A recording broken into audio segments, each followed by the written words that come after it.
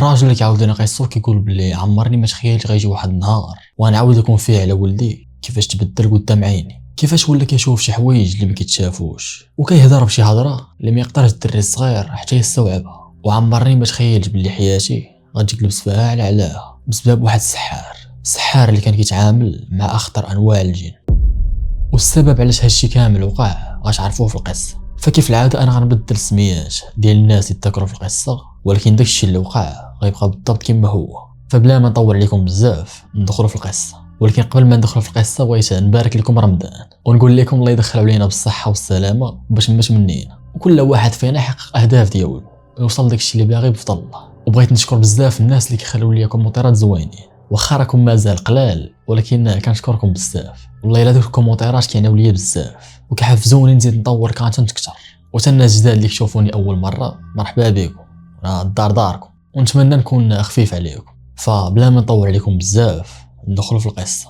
مول القصه كيقول انا سميتي يوسف، وهذا الشيء اللي غنعاود لكم دابا وقع فاش كانت عندي 33 عام. كنت عايش في دوار صغير في النواحي ديال بني ملال، دوار اللي الناس فيه كيعرفوا بعضياتهم مزيان، شكون باع شكون شرا شكون مرض، المهم الاخبار تما دغيا توصل كلشي كيسمع بها. كنت خدام واحد الخدمه الصراحه اللي ما كانش كافياني نهز بها عائلتي، ولكن في البدايه ديال 2019 تحسنات عندي القضيه. خدمت واحد الخدمه مزيانه في مدينه قريبه، وهذا الشيء خلى الصالير عندي يطلع. وليت كنعاون والديا، صلحت الدار وشريت طوموبيل. واخا الطوموبيل كانت قديمه شويه ومستعمله، ولكن في دوار بحال ديالنا اللي خدا طوموبيل راه بحال قلتي صافي عائلته خرجوا من الفقر. ولكن من بعد هذا الشيء اللي كتب لي الله وليت كنلاحظ بلي بنادم تبدل عليا. واخا بطبيعه الحال الواحد ما كيبغيش يبين لك، ولكن راه كتحس به. راكم فهمتوني شنو بغيت نقول. وليت كنسمع هضره بزاف دايره عليا بحال مثلا فلان فين خدم وشكون عاونو وشحال كيدخل وهضره بحال هادي. المهم حدايا كانت واحد الجاره سميتها رحمه، مرا كبيره في العمر، نقدر نقول لك في الخمسينات ولا الستينات في عمرها. ديما لابسه جلابه غامقه وعينيها ما كيغفلوا على حتى شي واحد. كتجلس قدام بابها العشيه كامله من جوه العصر حتى كأذن المغرب، بحال الا خدمتها هي تحضر لي داخل وخارج، واي حاجه كطرا خاصها تعرفها. فالنهار اللي دخلت فيه بالطوموبيل للدوار لاول مره حسيت بنظره الناس كلهم عليا. وقفت قدام دارنا وخرجات مراتي كتضحك وفرحانه، وفي ديك اللحظه شفت رحمه باركه في واحد الكرسي وشاده تسبيح في يديها وهي تقول لي الله يزيدكم، ولكن ما تنساش راه العين حق.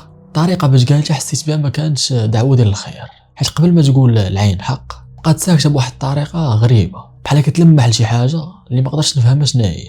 درت انا هنايا واحد الضحكه خفيفه وقلت لها اي والله حفظنا لاله رحمه. ولكن واحد شويه وانا بارك كندخل الحوايج من الطوموبيل للدار، رحمه كان واقف حداها واحد الراجل وسمعته كيقول بشويه بحال كيهمس كاينه العين وكاينين حوايج اخرين خاص الواحد يرد باله. انا سمعت هاد الهضره وما ديتش فيها بحكم ان داك الراجل كان كيبان مبهدل شويه. دازت الايام وكلشي كان غادي مزيان، الخدمه المدرسه الضحك ديال العائله في العشيه والهضره ديال الناس في الدوار نقصات شويه.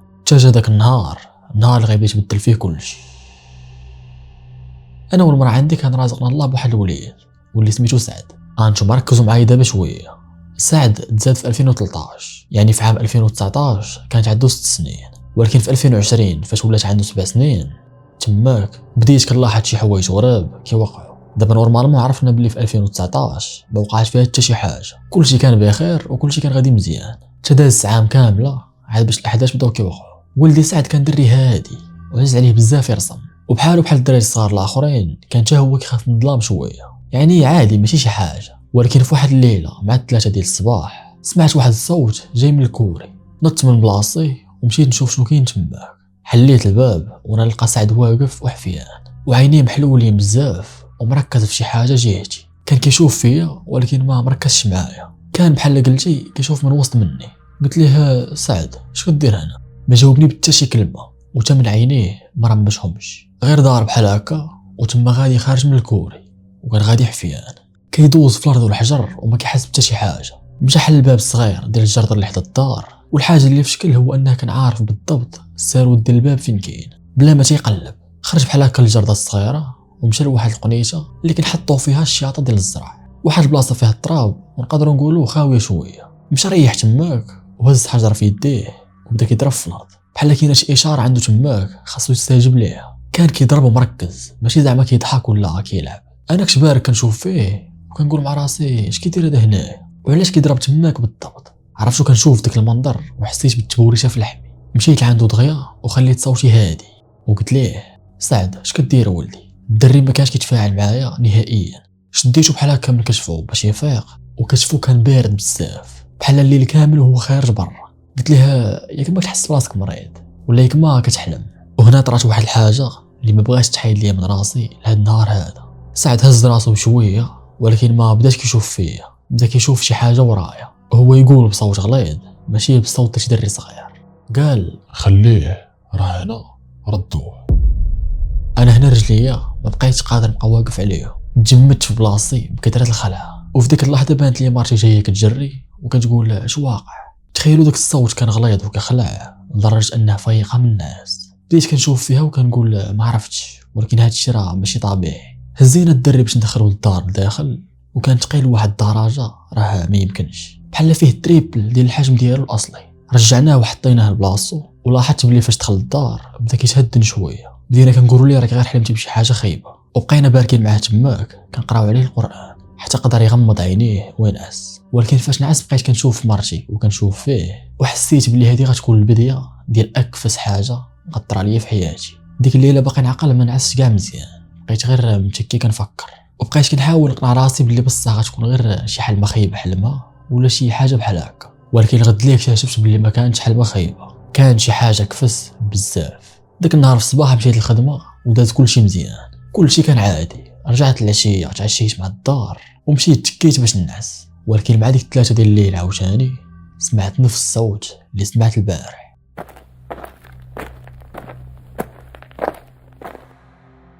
شي خطوات كيتمشاو في الكوري، نفس الساعه ونفس الصوت. نطب شويه وحليت الباب ونلقى سعد واقف تماك وحفيان عاوتاني وكيشوف في جهتي بنفس ديك الشوفه ديال البارح. مشى دخل من الباب ديال ديك الجرده الصغيره وريح في داك القنت وبدا كيضرب بالحجر عاوتاني وكان كيقول نفس الجمله ديال البارح، راه هنا ردوه. مشيت عنده بديت كنقول ليه شنو اللي هنا. ما كانش كيجاوبني نهائيا، بحال انايا ما كاينش كاع تماك. ولكن فاش حاولت نقرب ليه ونفيقو بدا كيقول فواحد الجمله اخرى اللي ما فهمتش فيها حتى شي حاجه. بدا كيقول حنا عطيناه بغيناه يرجع. انا كنت مصدوم من هادشي اللي كيوقع قدامي وكنت نقول في راسي شنو كيعني بحنا، شكون حنا وشنو عطيتو ولما عطيتو. عرفتو راه بزاف الاسئله كانوا كيطيحوا في بالي وما لقيت الجواب لحتى شي واحد فيهم. واش متخيلين بعدا بلي راني كنشوف ولدي اللي من لحمي ودمي كيدير وكيقول شي حوايج بحال هكا؟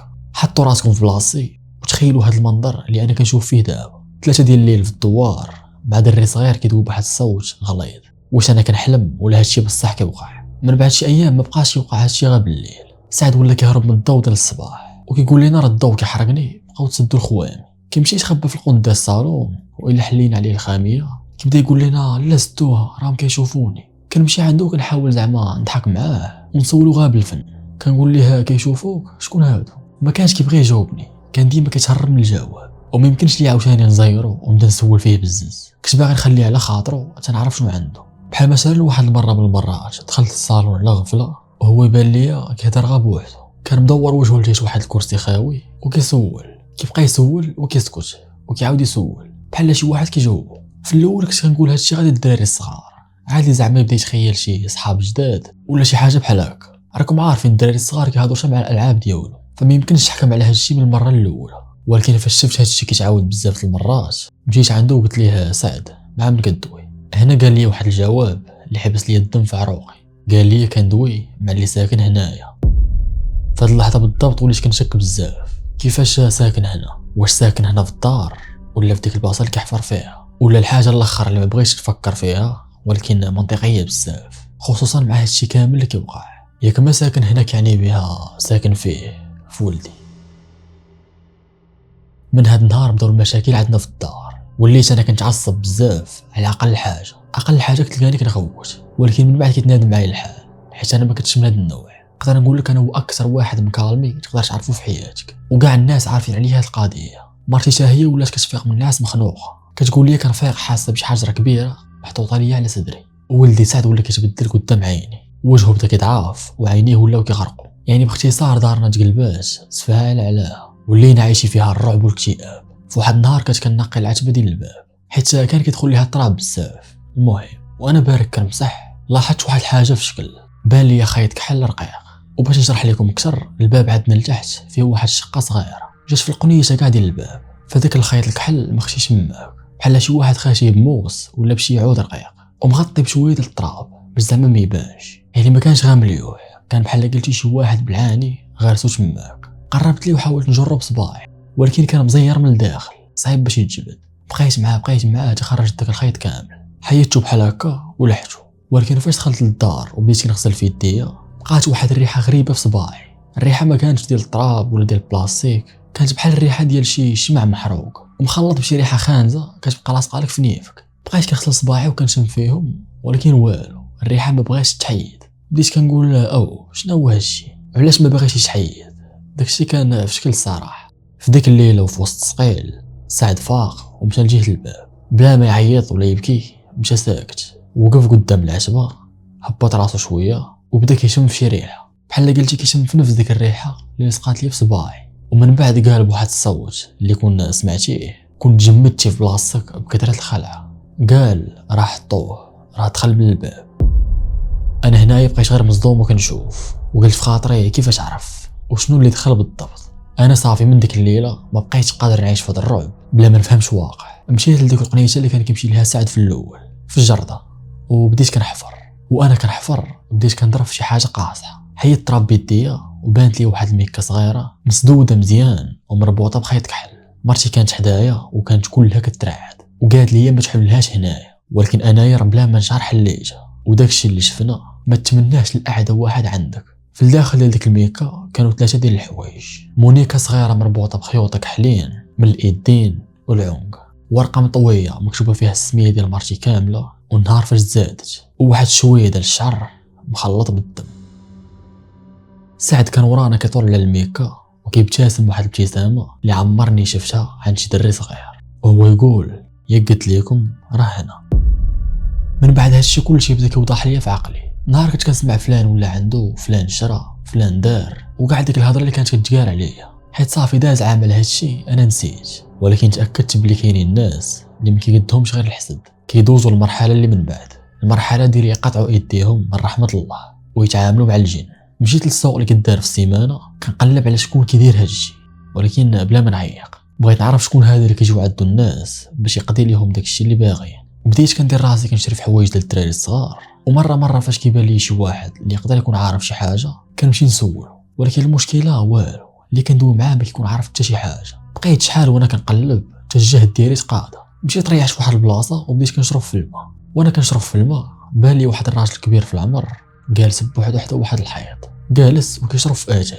تشوفو تقول هذا عارف كلشي على هذا السوق، حيت كان غير بارك وكيدور في عينيه. قربت ليه وقلت ليه الحاج، ما كاينش شي واحد كيدور هنايا اللي بغى شي حاجه كيلقاها عنده؟ شاف فيا واحد الشوفه وعرف شو عارف، بقى ساكت واحد شويه وهو يمس لي حدا ودني وقال كيبيع في الصباح وكيقضي في الليل، ما عندوش محالو ولكن عنده بابو اللي قلبه عامر كيعرف طريقه. قال لي هادشي وناض مشى في حالاته، واخا ما قالش لي شكون هو، ولكن دابا اكد ليا بلي راه كاين شي واحد اللي كيخدم مع العالم الاخر.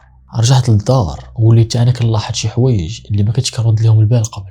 لاحظت بلي الجاره ديالنا رحمه كتمشي بزاف لواحد السوق اخر بعيد على هذا اللي كنمشي ليه ولا هذا اللي مشيت ليه. سوق جا بعيد شويه على الدوار، ديما كتبان لي جاي وهازه معاه واحد الميكا كحله وكتدخل دارها دغيا بحال ما باغاش شي حد يشوفها. ما كانش عندي شي دليل ديال انها هي اللي دايره ليا ولا عائلتي هادشي كامل، ولكن وليت كنشك فيها بزاف. الطريقه كيفاش كتعامل وكيفاش كتمشي للبلايص بعاد باش تجيب معاها ميكا كحله مخبيها خلاتني نشك بلي كتمشي عند شي واحد يصايب ليها هادشي. في واحد الليله في الاواخر ديال 2020 كنا باركين في الدار، اتى على غفله بدا الضو كيطفى ويشعل. ناض سعد هنايا من بلاصتو ومشى لحدا الباب، وقف قدام العتبه وحط ودنيه بحال هكا بحال كيسمع شي حد كيهضر برا. قلت ليه سعد رجع في حالاتك. هو يجاوبني وقال لي راه جا، راه كيدق، ولكن في الواقع حتى شي واحد ما كان كيدق. مشيت نطل من الشرجم وهو يبان لي الضل ديال شي واحد، ما قدرتش نميز وجهه مزيان. كان واقف حدا واحد السور قريب للدار، تقريبا مشي 10 حتى 20 متر. وتخيلوا فاش شافني كنطل شنو بدا كيدير بيدو بحال هكا، بحال كيسلم عليا وكيستهزئ بيا. مشيت نحل الباب باش نخرج عنده وانا نلقى الباب مسدود من برا بحال سادينو بشي عود ولا شي حجره كبيره. مرتي هنايا بدات كتغوت وسعد كان شاد في عنقو بحال كيتخنق. تفكرت العتبه بلي لقيت فيها خيط كحل، بديت كنجري للكوزينه جبت شويه ديال الماء قريت عليه داكشي الحافظ من القران وبديت كنرشو على ولدي سعد وعلى العتبه ديال الباب، وعلى غفله بان لي الباب كيشحال غاب وحده، بحال داكشي اللي كان حابسو غبر ما بقاش. خرجت بالزربه نشوف شنو واقع وشكون كاين تماك، ما لقيت حتى واحد. الدوار كان كيصفر، بانوا لي غير الاثار ديال شي رجلين في التراب اللي بقاو غاديين كيختفيو. السحار ما قدرتش نشوفو بعيني، ما بانش ليا مزيان، ولكن صافي فهمت وعرفت كلشي. العصاب اللي كان كيجيني بلا سبب والضيق اللي كتحس به مرتي فاش كتفيق من الناس، وداكشي اللي كيوقع مع ولدي. فهمت بلي الهدف ديالو ماشي غير يضر واحد فينا، ولكن يشتتنا كاملين كعائله. كاع داكشي الزوين اللي كان ربي رازقنا به بغا هو يحيدو منا. وصافي من بعد ديك الليله بالضبط خوينا الدوار، بعنا الدار وكاع داكشي اللي كنملكو تماك، تحولنا لبلاصه جديده وصعد بشويه بشويه بدا كيتحسن وكيرجع كيما كان. ودابا الحمد لله راه كبر ولات عنده 13 عام وكيمشي حتى هو يقرا في المدرسه بحالو بحال الدراري الاخرين. ومولات الدار ما بقاتش كتحس بداك الثقل اللي كانت كتحس به فاش كتفيق. وانا راه رجعت كيما كنت، داك الراجل المكالمي واللي داخل سوق راسو. صافي ما بقيتش كنتعصب بزاف. من بعد كنت مشيت عند واحد الفقيه وعاودت ليه هادشي كامل اللي وقع ليا بالتفصيل الممل، وقال لي واحد الحاجه منطقيه واللي ما كنتش عارفها، هو ان داك السحور اللي داروا لينا شد في ولدي سعد كثر. وهادشي وقع حيت كان هو الصغير والضعيف فينا، فكان سهل عليهم بزاف يتحكموا فيه كما بغاو. دازوا الايام وسمعت باللي رحمه ماتت في الدوار، ماتت وحيده في دارها، ما ساقوا لها الخبار حتى بدات ريحه خايبه كتخرج من عندها، ولا بمعنى اخر تتعفنات الجثه ديالها. وشوف لي دابا واش هي اللي كانت السبب في داكشي اللي وقع ليا ولعائلتي ولا شي واحد اخر، الله اللي عالم. اما بالنسبه للسحار اللي تعامل مع الجن باش يدير لي داكشي باقي لحد الان مجهول، عمرني عرفت عليه ولا سمعت عليه شي حاجه. بعض المرات كنت كنفكر وكنقول ياك ما داك الراجل الشيباني اللي دوش معاه في السوق، ياك ما يكون هو. ما تعرف انا من بعد هادشي كامل اللي وقع ليا وداز على عائلتي وليت كنشك في اي واحد. فكانت هذه هي القصه ديال يوسف، نتمنى تكون عجباتكم وكانت خفيفه عليكم، والسلام عليكم ورحمه الله.